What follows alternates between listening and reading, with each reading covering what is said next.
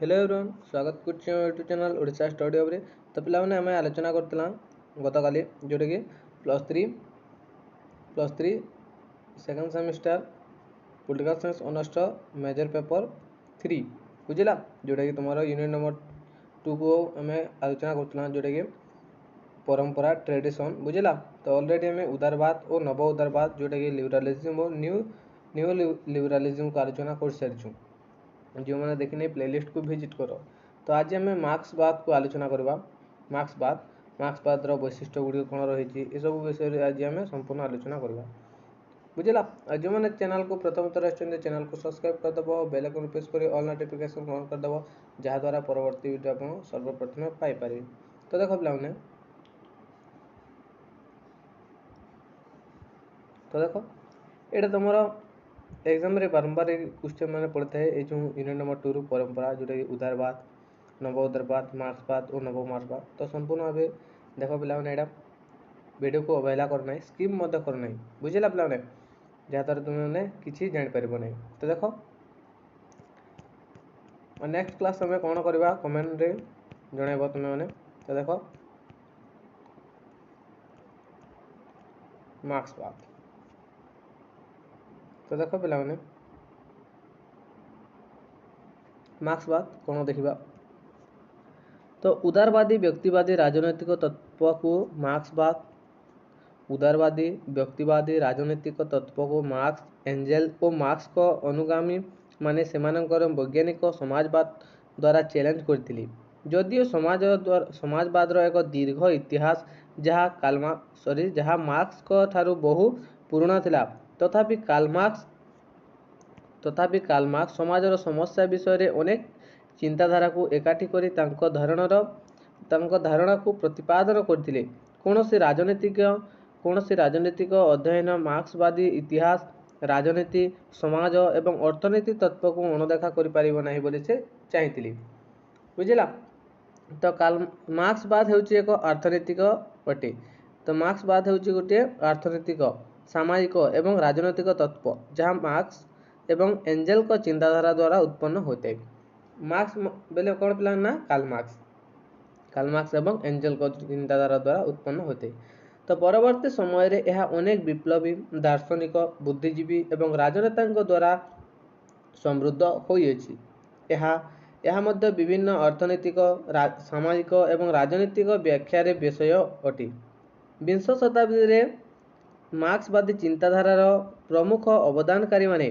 तो 20 शताब्दी रे पिला माने मार्क्सवादी चिंताधारार प्रमुख अवदानकारी माने हेले लेनिन बुखारिन स्टेलिन रोजा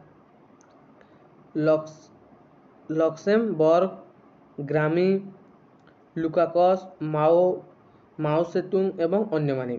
एटा होचंते सब 20 शताब्दी मार्क्सवादी चिंताधारार प्रमुख अवदानकारी माने बुझेला किए ना लेनिन बुखारिन स्टालिन रोजा लक्सेमबर्ग ग्रामिस लुकाकस माओ सेतुंग एवं अन्य माने। एटा होचन सब 20 शताब्दी मार्क्सवादी माने बुझेला। देख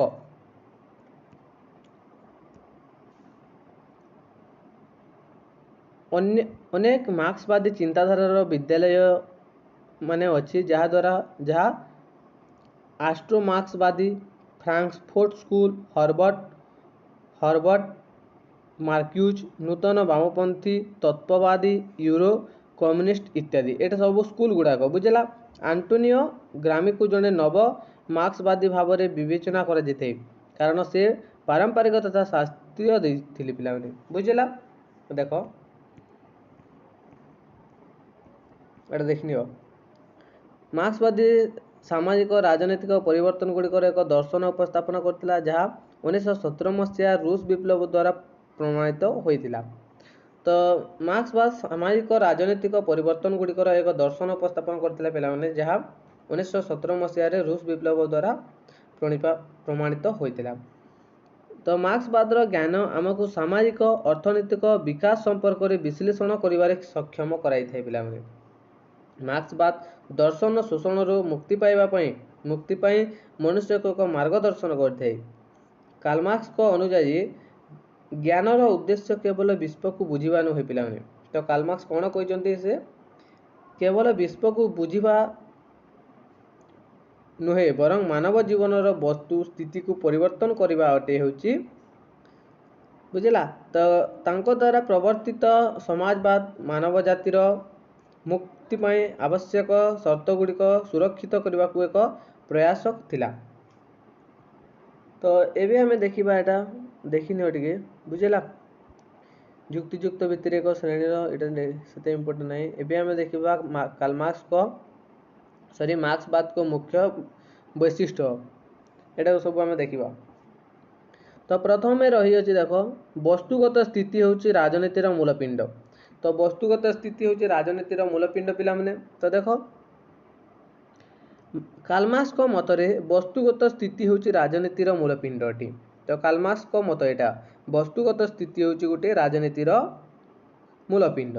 तो वस्तुगत स्थिति कहले उत्पादनर माध्यम को बुझाइते पिला माने। तो वस्तुगत स्थिति कहले कौन को बुझाइ पिला माने ना उत्पादनर माध्यम को बुझाइते। तांको मतरे आदिम जुगरे राष्ट्र नथिला कि राजनीति नथिला कारण उत्पादनर माध्यम अत्यंत सरल थिला। तो से कहिसंती जे आदिम जुगरे अर्थात पूर्व काल रे राष्ट्र नथिला कि राजनीति नथिला कारण उत्पादनर माध्यम अत्यंत सरल थिला। तेणु समाज रे संघर्ष थिला नथिला। जेतेबेले वस्तुगत स्थिति रे परिवर्तन आसिला अर्थात उत्पादन रे परिवर्तन एवं श्रेणी संघर्ष जोगु राजनीतिर आरंभ जेतेबेले हेला तो वस्तुगत स्थिति ही राजनीति को रूप दे थाए एवं स्थायित्व प्रदान करथिला सेतेबेले बुझिला। तो उत्पादन माध्यम रे परिवर्तन आसिले राजनीति रे मध्य परिवर्तन आसिते पिला माने। तो उत्पादन माध्यम रे जेतेबेले परिवर्तन आसिताए सेतेबेले राजनीति रे मध्य परिवर्तन आसिताए एटा मने रखिथिबो। तो तेणु वस्तुगत स्थिति होची राजनीतिर मूलपिंड जहाँ मनुष्यर व्यवहार को निर्देशित करथाए। तो वस्तुगत स्थिति होची राजनीतिर सही मूलपिंड जहाँ मनुष्यर व्यवहार को निर्देशित करथाए। क्लियर एटा। तो नेक्स्ट देखिबा हमें जोटा रही राजनीति होची श्रेणी संघर्षर अध्ययन पिला माने। Political is the study of class struggle.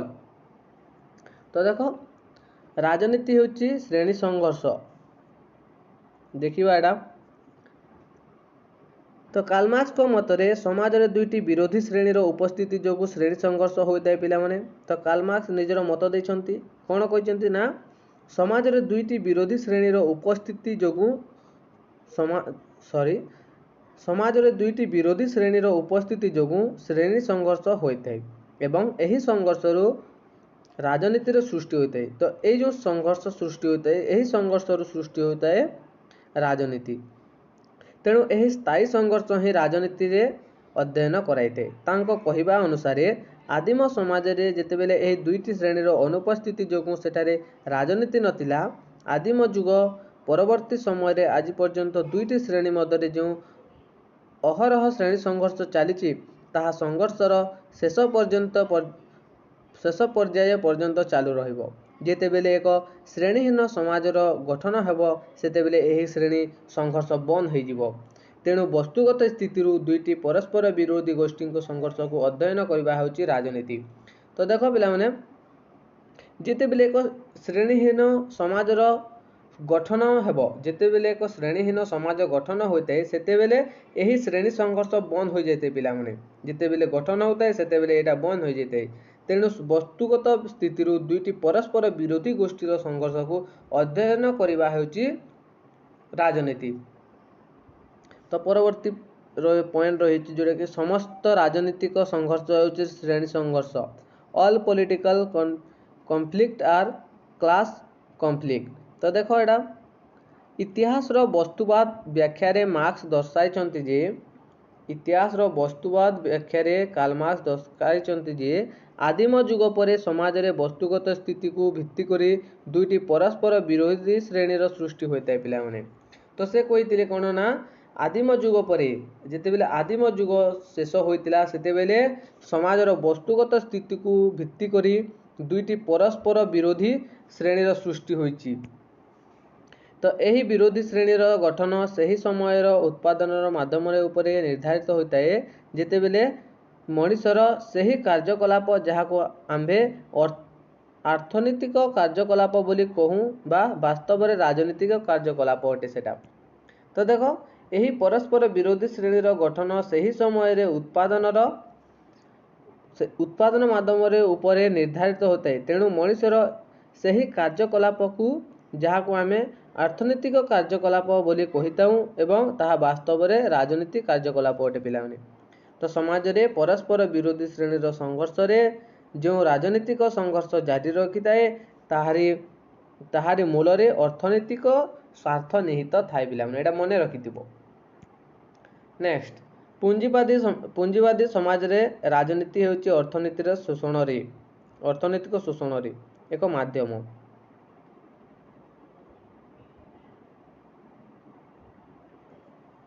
ତ ଦେଖ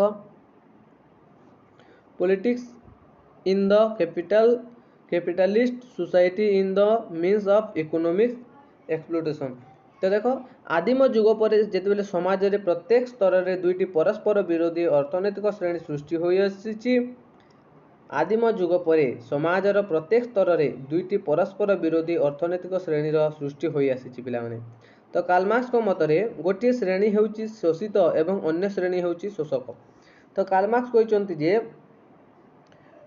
ଗୋଟିଏ ଶ୍ରେଣୀ ହେଉଛି ଶୋଷିତ ପିଲାମାନେ ଆଉ ଅନ୍ୟ ଶ୍ରେଣୀଟି ହେଉଛି ଶୋଷକ। ଗୋଟିଏ ହେଉଛି ଶୋଷିତ ଆଉ ଗୋଟିଏ ହେଉଛି ଶୋଷକ, ବୁଝିଲା। ତ ରାଜନୀତି ଏହା ହେଉଛି ରାଜନୀତି ମାଧ୍ୟମରେ ଶୋଷକ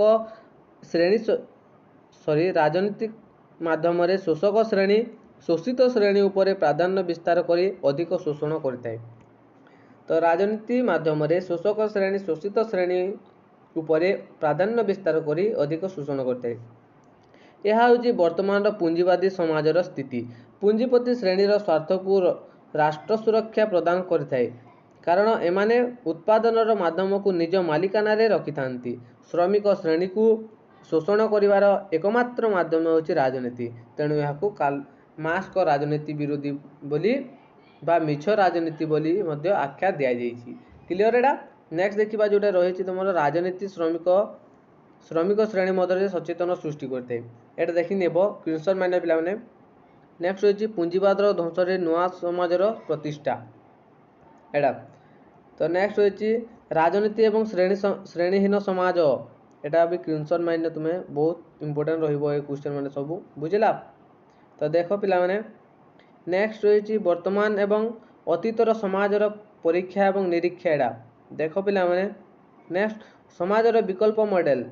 ସାଧାରଣ ମାଲିକାନାରେ ଉତ୍ପାଦନର ମାଧ୍ୟମ ରହିଅଛି। ପରବର୍ତ୍ତୀ ପଏଣ୍ଟ ରହିଛି ବିପ୍ଳବ ମାଧ୍ୟମରେ ଏକ ସମାଜବାଦୀ ରାଷ୍ଟ୍ର ଏବଂ ଶ୍ରେଣୀହୀନ ସମାଜ ରହିଅଛି, ବୁଝିଲା। ତ ପରବର୍ତ୍ତୀ ରହିଅଛି କାର୍ଲ ମାର୍କ୍ସବାଦର କେତେକ ବିଶ୍ୱାସ। ଏଇଟା ଦେଖ।